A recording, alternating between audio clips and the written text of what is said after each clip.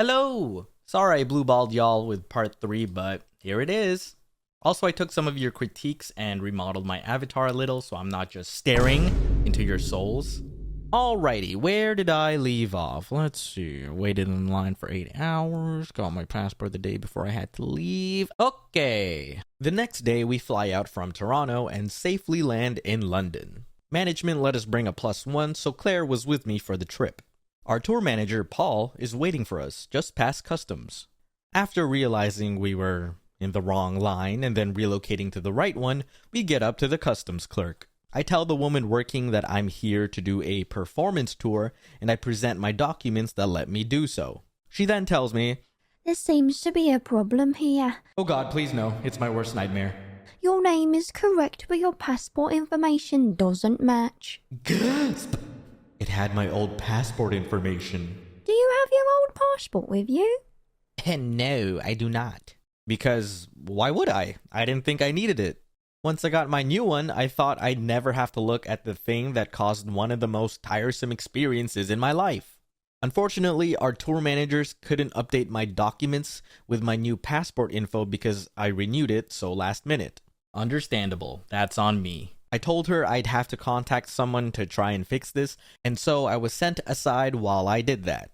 But to my surprise, after she escorted me to this side area, instead of going back to her booth to continue with the line, she said she'd wait until I got a hold of my tour manager, Paul.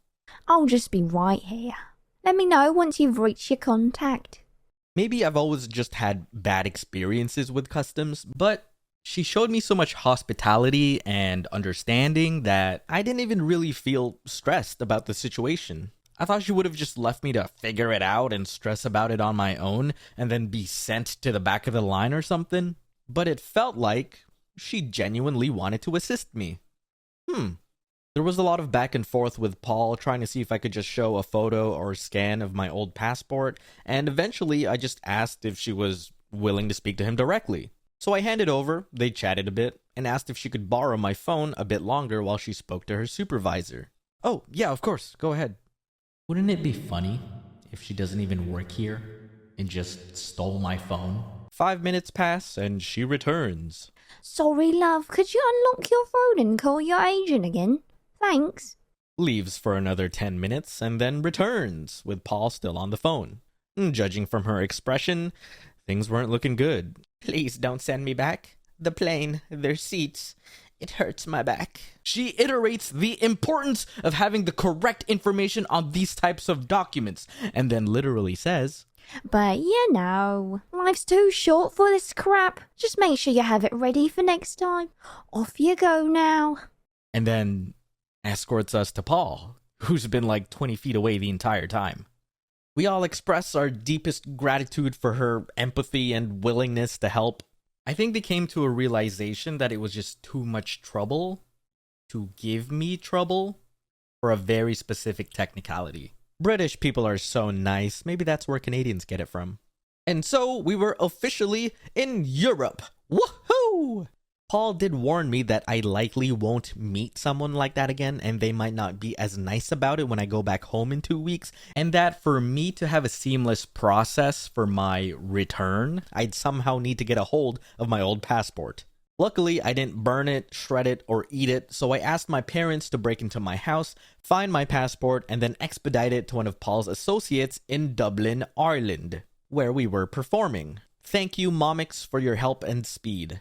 The tracking showed that it would get to Dublin and time correctly for when we got there.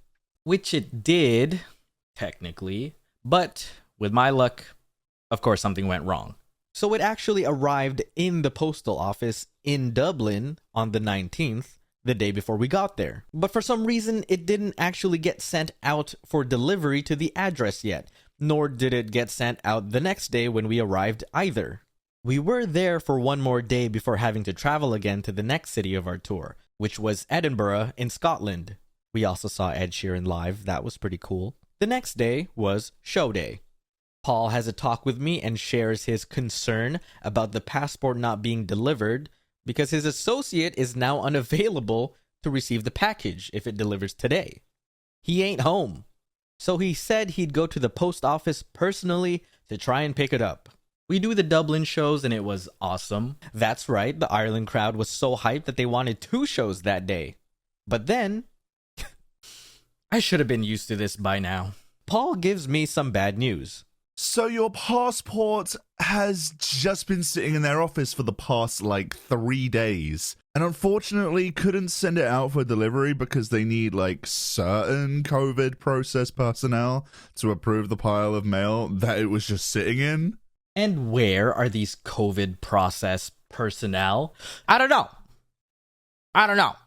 So what Paul offers to do, this goated human being, this amazing tour manager, is on the next day, literally sit and wait in front of his associate's house first thing in the morning until the package arrived. But said Claire and I were free to explore Dublin for the day because we had to stay behind while the rest of the crew headed out to Scotland. We planned to catch up with them that night after getting my passport by catching a later flight. Thankfully, Paul didn't even really have to wait that long, and he received the package quite early in the morning. You the best, Paul. I was reunited with my old passport, you son of a bitch, come here, and got to enjoy an extra day in Dublin.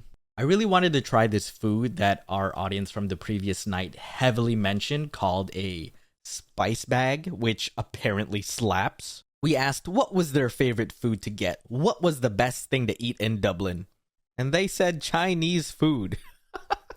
So Claire and I ventured out to find it, and slap it did indeed. Thank you, Dublin, for your recommendation. We fly out to Edinburgh that night and was surprised to see that there wasn't customs. We literally landed, got our luggage, and just stepped out of the airport. Even our taxi driver was like, huh, that's weird. We then do our final show, and the next day was home time. After some bittersweet goodbyes, Claire and I head to our gate. Before heading to Canada, we fly back to Dublin for a layover, of which we had to go through customs before reaching our gate. I proudly present my documents accompanied by my old passport, and they did not give a shite about it and said I could go. Huh? What? But I need a stamp. Could I get a stamp? Oh yeah, sure. Here you go. You don't need to check my... No, you're good. Have a safe flight. Oh, you don't need my old passport that has the correct information to my documents, which I stressed about the past 2 weeks? That's excellent. I love traveling. Unfortunately, the rest of the team also had to suffer because they were American. At the time, Canada didn't require positive COVID tests anymore when returning from international travel, so Claire and I were chilling while we had to watch everyone else step out of the testing clinic crying because they got the brain tickler. And then on the day we all got separated, I think they had a problem with their flight getting canceled or something and had to rebook and were stuck for an extra day. Sorry guys, I think my bad luck transferred over somehow. It was a mess, but we all eventually got home safely. Shout out to the whole Scribble Showdown crew. I was so happy to travel and perform with you guys. Can't wait to do it again. Europe was awesome. The crowds were awesome. I'm sorry, London, for making the ball wa joke. They did not like that. And another shout out to the homies Virus and Siren for voicing in this video. Link to their socials in the description. Alright guys, have a good one.